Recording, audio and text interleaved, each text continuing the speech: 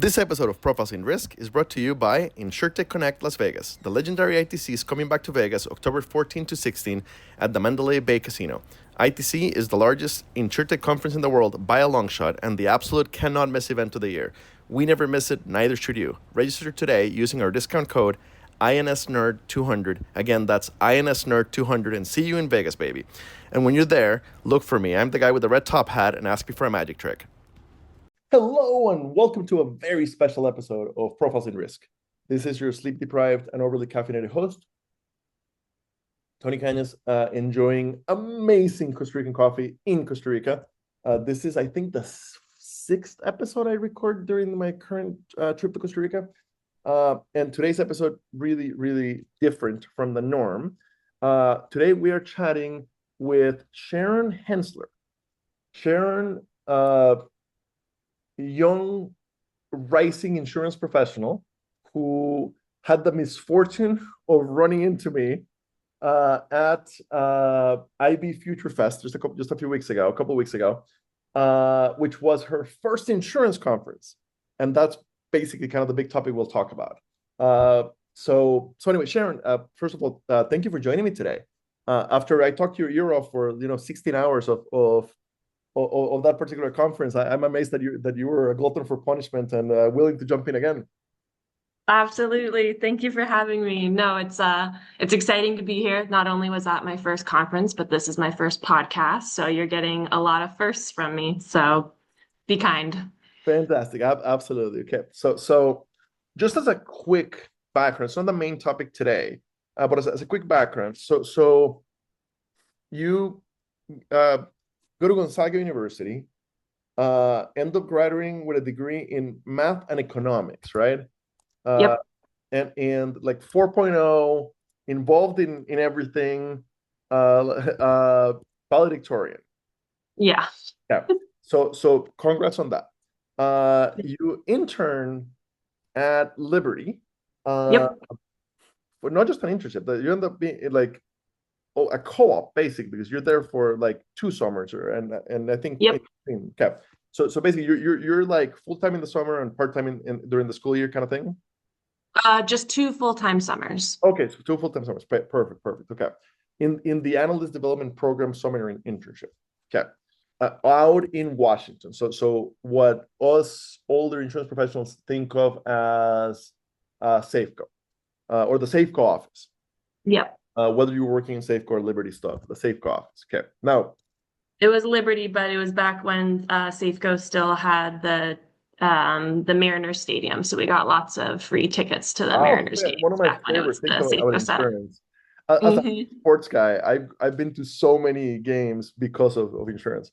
So that's fantastic. All right. So you graduate, you come back to Liberty and have significant growth, quite literally 3 promotions in 4 years, all on the product side. So tell me a little bit about that. So yeah, like you become a product person at Liberty. Yep. So after I graduated, and 2 summers at Liberty in Seattle, I took the full-time job offer in Boston, which was my opportunity to try out a new city to live in. Moved across the country, didn't know anyone, couldn't even accurately point to Boston on a map before I got there.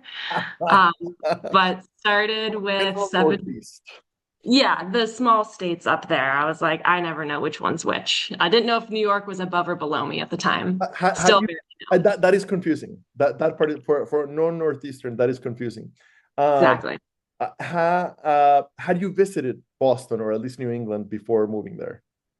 No, I had not. I had at Liberty as an intern, they had sent us out once for like a final intern summit. And so I had spent like 2 or 3 days there with the company and then was ready to pack my bags and move there permanently. No, that wasn't a winter visit. No, it was summer. Thank God. I don't know if I would have moved if it was a winter visit. Exactly. Everybody's part of the way they do that. All right. So you go across the country, take the job, don't know anybody. Yep, don't know anyone. This started in the analyst development full-time program, which was 3 months of training and then three-month rotations. I rotated through distribution, claims, and product. Ended up liking state management product the best, and so was placed there permanently after the 1 year of training. Spent my next 3 years basically still all in state management product. I was aligned to some central region states and then moved over to align with Massachusetts, which is the home office state. So a lot more premium, a lot more attention, a lot more exciting things happening for that state. Really was personal lines, home and auto, Safeco and Liberty brands. And then we also did a little bit of small commercial like workers' comp and commercial auto. Let me pause you. A couple of interesting things. No, number one, the rotation program. Yeah. Hiring managers, company leaders listening, rotation programs are expensive and they are the best investment in future talent. There's a whole chapter in my book about it. I on my first book about it. I went through one at Nationwide. I wasn't right out of college or brand new to Nationwide, but I went through Nationwide's financial leadership rotation program, which was amazing. I failed out of it because I can't do math. I failed forward, but it was an amazing experience. And everybody else that goes through those programs tends to have great careers. I love those. I can't tell you how often I run into early-ish career people in insurance who are sitting in the wrong seat because that's the opening that recruiting was filling when they graduated, right? And yes. that depending on how the economy is doing, one thing that I see often is people that graduate with like the exact same profile. Let's say finance majors with a 3.7 GPA from a like brand name university, graduated in I don't know 2015 when the economy is doing well, and they get placed into a really awesome role. The same exact profile graduates in 2009 and they end up in the call center, and it's the same type of person with the same education, the same experience, right? Like they're very comparable types of people, and the way they start their career is radically different because of how the economy is doing. So anyway, rotation programs allow the company to test you out and allow you to really figure out where you want to go. And then when you place, wherever you place, you're much more likely to be successful, right? Because it wasn't just I need a job. Yes, I absolutely agree. I think the main thing they pitched to us was every time you go through rotation, you're learning, do you like the work? You're learning, do you like the team? You're learning, do you like the manager? And it's not only do you like yes or no, but what about this work do I like or don't I like? What about this team do I like or don't? And same with the manager, so that then when the open roles come up and you interview, coffee chat, whatever with all of them, you can take your learnings from those different rotations to see where do I fit best in this organization now that I have a better holistic understanding of it. If I had a magic wand, wait, I do have a magic wand. If my magic wand did Hogwarts like magic, as opposed to just being a distraction while I do something with my hands as a magician, one of the biggest changes I would make in the industry is everybody would start in one of those programs. They're expensive, but they're fantastic. So 4 years at Liberty, and then you go to an insurtech. You go to cover. That was a very interesting move. So very curious what led to that. Yep. So I loved my experience at Liberty. I was pretty confident that I would be a Liberty for lifer. Could totally have seen myself staying there for forever. But at the time, it was like, 2021, the job market was pretty hot. And I was seeing a lot of my peers around me leave Liberty for other opportunities. And it got me thinking, what else is out there? And am I silly not to poke my head out and just look? So I had responded to one of those recruiters that reach out to you on LinkedIn, just asking to get a lay of the land of what's out there. And next thing I knew, I had an interview with 𝗧𝗃𝗃, Quick pause. Okay, young talent listening to this. Yes, make relationships with recruiters. Even if you are not looking to move right now, if you just want to get an idea of your value in the market, make relationships with recruiters. The easiest one to get in front of is me, chatwithtony.com, quite literally. And I can point you to a bunch of others. But yes, create relationships with recruiters that specialize in our industry early on, so that you'll have a lay of the land, what the hiring market looks like, and you'll have the inside track for roles that might be a good fit for you. Continue. Even so, I went into it with like, even if I'm not interested in leaving, I'm getting experience of what it's like to re-interview, which I hadn't done since I was in college. And I was learning again, like, where am I in the market? What is my worth across the industry? Like, what should I be looking for in my current role? Even if I had decided not to leave, I would have just had a better understanding of kind of my fit in the industry as a whole, which I think is important for people even who are not looking to switch jobs. Super quick pause there too. If you have been at the same company for more than a couple of years, and you've had significant growth, whether because you've invested in yourself, got in CPCU, whatever, or got in multiple promotions, chances are you are underpaid versus the market. Now, Yeah. that doesn't mean you're in a bad company. Doesn't mean you have bad leadership. It's just a standard in corporate America. Once you are in Yep. the door, it is very hard to give you a real raise. You are tied to your prior salary. HR makes it very hard. Even at a promotion, they're restricted in what they can do for you. Sometimes you have to leave and come back to get paid properly. Now, there is good theory on number one, money isn't everything. Let's start there. When it comes to your job, by far, it's not everything. Number two, there is a cost to changing companies. You have to relearn, even if you go to the exact same job just with a better salary, you have to relearn how to get stuff done at the other company. And that's part of the reason that we pay you a premium to make a move. Yep. But yes, early career, it probably makes sense to make a couple of thoughtful moves to capture. So basically, in economic terms, your you likely, and you being everybody, you likely out of college, you're hired at your value in the market at that time. But then the really good people who invest in themselves and grow, their value has risen and their salary has not as much. Capturing this difference, or a part of that difference is what you get from making a smart move. Do not make the mistake, you didn't, but do not make the mistake of going out, getting an idea what you're worth, and then coming back and trying to get a counter offer. Those almost never work out. But so anyway, you didn't try to do that. Continue. So you go to clear. Correct.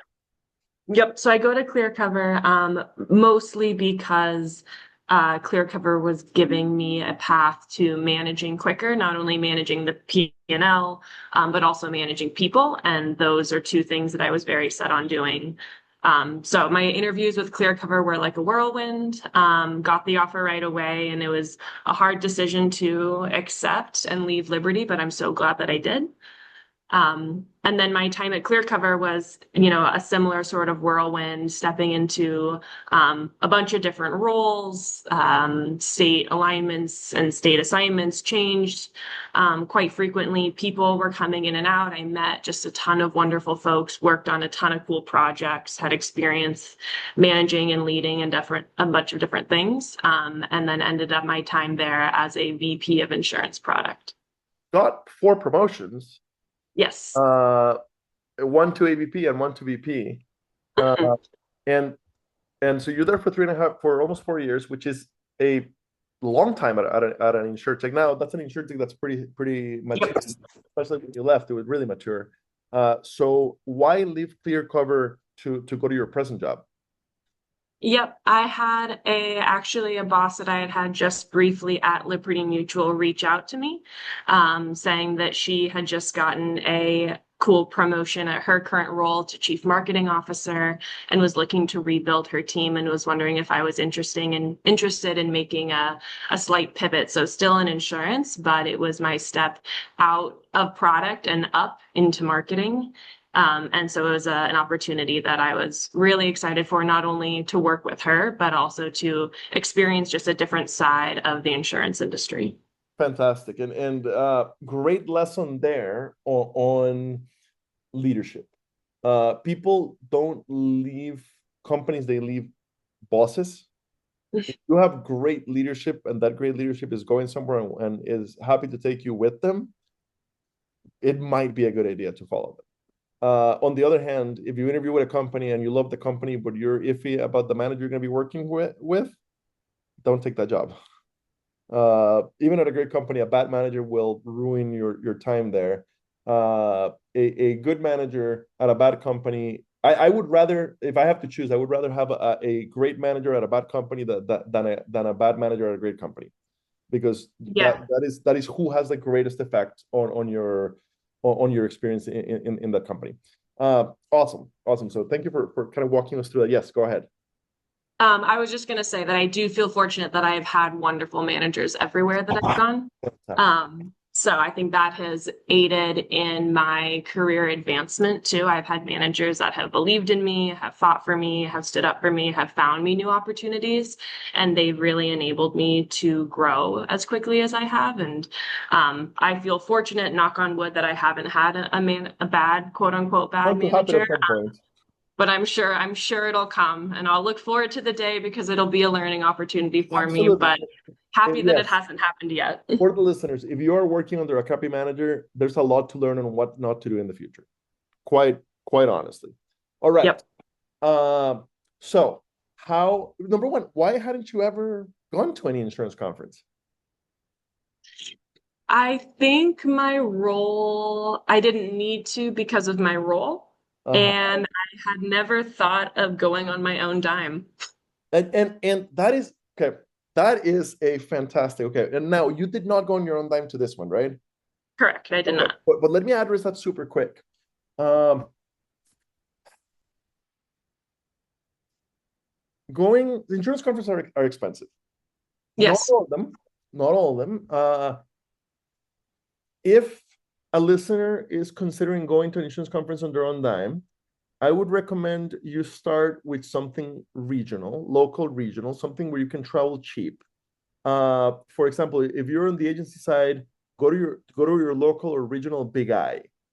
If you are on the carrier side, go to your local or regional CPCU day. It's a 1 day. You take a day off. Maybe you convince your boss to, if you already taken a couple of CPCU tests, maybe you convince your boss to let you take the day without using vacation time, and you spend $100, $150, and something. They're usually about $100, and you go to the local day. That's a good way to get a feel for it. Okay. Now, the next step I would do is either Rice Leadership Summit, either Rice Leadership Summit and an award ceremony in Fort Lauderdale, which is in June, about $700, plus a cheap Airbnb. Don't stay in the conference hotel. Don't ever stay in the conference hotel unless the company's paying for it.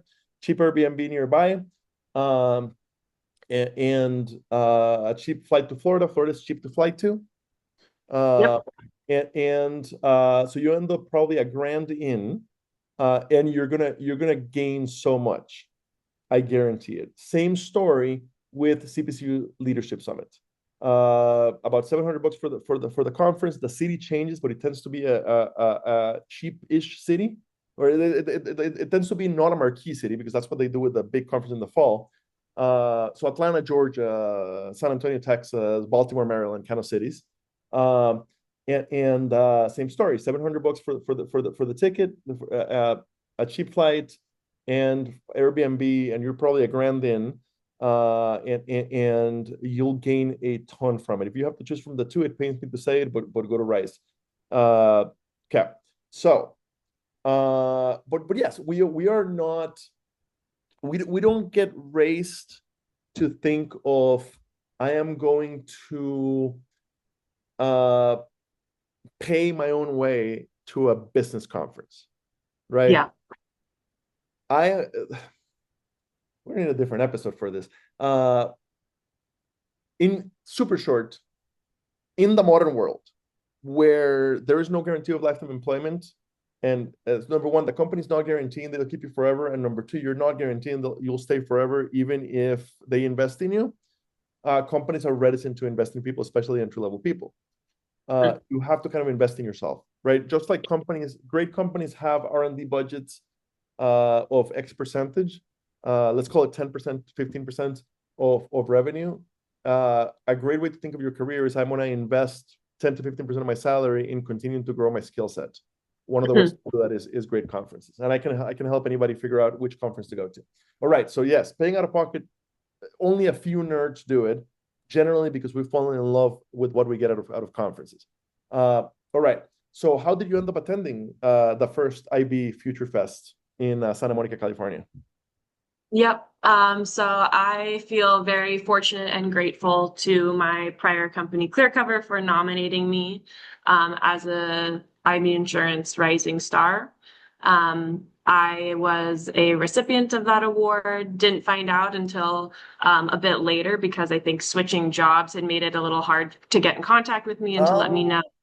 But ended up finding out. So I didn't even know that I could have brought a +1 to the conference because I was just kind of so late into the game of figuring it out. Very thankful for my current. Has the boyfriend or girlfriend forgiven you Yes. for not taking them? Yes, absolutely. Okay. Yeah. Was very thankful for my current company for, they weren't even the ones that nominated me. They had nothing to do with this, but they were still more than happy to pay my way to get out there to receive that award in person. That is really awesome, by the way. Yes. Yeah. I think that, just shows above and beyond, and just why, where I am at now is a wonderful place to work, that they find value in that for me. And I'm very appreciative of it. Fantastic. So you show up, you have no idea what to expect other than the fact that you're getting an award. Yep. It's a 2-day conference, outdoors, in the sun, in the Santa Monica Pier with a view of the Pacific Ocean, which you're from Washington, so Pacific Ocean is not that exciting for you, although in California, a little significantly warmer. Yes, the palm trees are nice. Exactly. So you show up. What are you expecting in the conference? Nothing. I have zero expectations. I am just ready to show up and receive. I think a prior me earlier in my life would have felt a lot of anxiety or nervousness or pressure. But I have gotten to a place that I feel confident and comfortable enough in myself to just show up into an environment and not necessarily know the full plan. I had ideas of which speakers I wanted to go to. I had one or two that I had committed to seeing. But other than that, I was just ready to see where the conference took me. And I think meeting you is really the first step into a wonderful conference experience. And we met very early in the conference. Mm-hmm. Yeah, perfect. So you show up. Last thing you're expecting to see is the crazy magician. Yep. And you were not familiar with me prior. Correct. Yeah, I had no idea who you were. Okay, so I don't remember, but I likely walk over and like introduce myself and go like, "Would you like to see a magic trick?" Yep.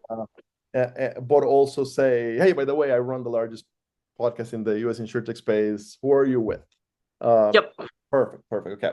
So I don't want to put words in your mouth. I'm guessing, so correct me if I'm wrong, but most people, first insurance conference, they think they're there for the speakers. Yes. And then it might take you a couple of conferences to realize that the speakers are sometimes great, sometimes good, sometimes, depending on the conference, not great. But the biggest value is the networking. Absolutely. 100%. So how did you realize that quickly? I realized it when I had my speakers plan that I was going to see. And I realized I wasn't tempted to leave the conversations that we were having with just the people that were popping up. There was no part of me that was looking at the clock being like, oh, nope, I had signed up for that speaker. That was my plan. I better leave. I was happy to have spent the entire conference continuing to chat with the people that were coming up to us, engaging in conversations, that type of thing. I had to peel myself away from the conversations for the couple of speakers that I had promised my boss I would see. I think that was really important for me. And those conversations, were you having a blast because you're chatting about the last episode of Stranger Things? By the way, I don't watch TV, so I have no idea what's on right now. I don't really know. I don't even own a TV. Were the conversations what's it called? Were the conversations helping you build a better idea of like, what do I want to do with my career kind of thing, and where is the insurance industry going? So were they like professional conversations? Yeah, I would say it was a really healthy mix of both. I think if it had only been one or the other, they wouldn't have felt fulfilling and they wouldn't have felt meaningful. But it was a mix of let me get to know you as an individual, as a person, why you're here, who you are, and then let's talk about like the work that you do or where you see the industry going or the hottest thing. And I think with one without the other would have felt incomplete, which is I think why I enjoyed the conversations and the people that I met with so much is because they had that balance between like here's who I am as a person and also let's get into, what the insurance industry is looking for. Right there. Great advice for the listeners. Absolutely fantastic advice. If it's your first insurance conference, and you're just, chatting about sports or about over the latest show, over drinks, you're wasting it. On the other hand, if you're if you are not sharing anything about yourself, not asking people about themselves, and only trying to like fill up a questionnaire of what either you or your company thought would be a good idea for you to try to learn at this conference, you're also wasting it. Yes. The right approach is exactly this: is let's learn all we can, and let's create real human connections. Did you have a business card on you? I don't remember. No, I did not. Didn't even, honestly, didn't think to bring one, and I don't even have one if I had wanted to bring one. Okay, this is a common issue, and you have a high enough role that you should have one. My book recommends giving everybody a card, even if they only give one out to their mom. It's a sense of belonging in the company, a sense of this is a career, not a job. I got student loans for a career, not a job, even if you're in the call center. Plenty of people don't bring them to a conference because they don't know what they're doing. Now, Yep. now business cards in our industry are still useful, and intelligent people need to be able to hold two contradictory thoughts at the same time. In our industry, business cards are still useful. Yes, I agree. At the same time, if you look at the trash can on the way out of every conference, you'll see a bunch of business cards. Okay. Yeah. The real purpose of the business card is to have that moment and then add them on LinkedIn. Yes. You get it, take a picture of it. By the way, pros notes: if you have bad memory like me, turn the card around, and especially when the person walks away, couple of notes on interesting stuff about that person, and then take a picture of both sides, add them on LinkedIn. I like it. Then you can throw it away. Fine, it served its purpose. Okay. By the way, if your company, like, you're a high enough role that if you ask your boss for business cards, they'll spend the $17 to get your business cards. But Yeah. if you were in the call center or an entry-level role, that might not be the case. Make your own business cards. Honestly, I've done it before. Make your own business cards. And if anybody's wondering on that, give me I chat with Tony. I'll help you figure out. I should make a video on that. You should have business cards regardless. But the biggest thing you can do, add people on LinkedIn. Okay. But that's how you continue those conversations, right? All right. So, Yep. how did the conference, the people you met, help? So the message you sent me, I'm not gonna like read it. It was like really awesome message you sent me after the conference. I don't want to like violate your privacy reading it like the whole thing kind of thing. But I am curious, like, so you get home and the conference quite clearly has had an effect on the way you see your career, the way you see the insurance industry, and the way you see conferences. How has it changed your plans and the way you see your career? I definitely want to go to more conferences. That was the main takeaway. There's a number of people on my team going to ITC, and I immediately asked my boss if I could get a spot, and she absolutely said yes. So I'll be at ITC this year. Fantastic. We keep going. So very excited about that. I think through the conversations that we had, we talked a lot about mentorship in the industry, specifically other female mentors. You gave me some great contacts to reach out to, which I have not yet, but absolutely plan on doing. We had also talked about the CPCU exams and working through those tests, which has always been on my radar, but never been something I had thought about very seriously, but after our conversation, something that I want to look into more. So I really felt like I got some great personal, professional development advice from you as well as other folks that I talked to. And then just the desire to continue to network. I think in the past, I thought networking was only if you wanted to find another job. And I don't want to find another job and still know now that networking is important Dig, just for exposure. So that I think is a big takeaway as well. dig your well before you need it. Yes. Chances are, in the market Hmm. economy, chances are someday you will be affected by a company merger or a reorg, whatever. Like just about it. Like anybody younger than me, I'm 42, uh, working in the US, is very likely to at some point get affected by having to find the job when you weren't planning to. Okay, Yeah. it's just the nature of the economy. Now, insurance is much more stable still. You want you want to dig your well before you need it. And the way you do that is by networking ahead of time.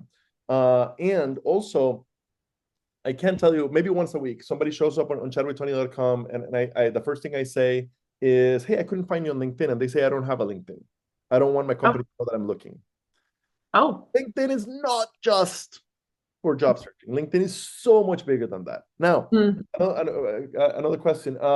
Were you already committed to insurance? Like, did you already think of yourself as an insurance professional, or did the conference help push you to think of yourself as an insurance professional?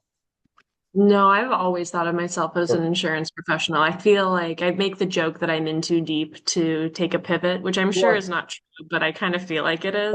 No, no, So I'm you fully totally could committed to the pivot. insurance life. You totally could pivot. But why would you? Right. Uh, Why would I? exactly. It's a wonderful industry. A really, really wonderful industry. We're kind of almost out of time here. Uh, so real quick advice for two sets of listeners. Number one, advice for bosses with young professionals asking for permission to go to a conference. Kind of the business case. Why should you support that? And number two, advice for people thinking of going to their first insurance conference. Yeah, my advice to bosses is definitely go. I think if I had one of my folks underneath me who was asking to go to a conference, I would say absolutely, and I'm coming too. Um, Uh-huh. Um, I saw a number of folks that were there with business partners or with bosses, and that seemed like a really wonderful way that they were connecting and kind of getting shown the ropes. And I think that would have been a ton of fun. I would have loved if my boss could have come to this one with me, but at the same time, I think I was able to spread my wings a little bit more as I was on my own. So definitely would recommend bosses saying yes and going along if you're feeling jealous. And then for folks going to their first insurance conference, I think my advice would be to have a vague plan of what you want to do in the sense of speakers you may want to see, but really be okay not sticking to that plan and allowing, the day just to take you wherever it goes, because I think that is what made I think if I had gone to the conference and just listened to the speakers, I would have walked away with some takeaways. But I think listening to some speakers, but doing more networking, I walked away with so many more takeaways and such a more full experience. So just being open to seeing where the day takes you, I think is the best advice I can give. Really can't improve on that. Great mic drop or one drop in this case. Uh, thank you so much for your time. Can't wait to see what you do with this industry. Yes, thank you so much, Tony, for having me. And I'm excited to see you in person at ITC this year.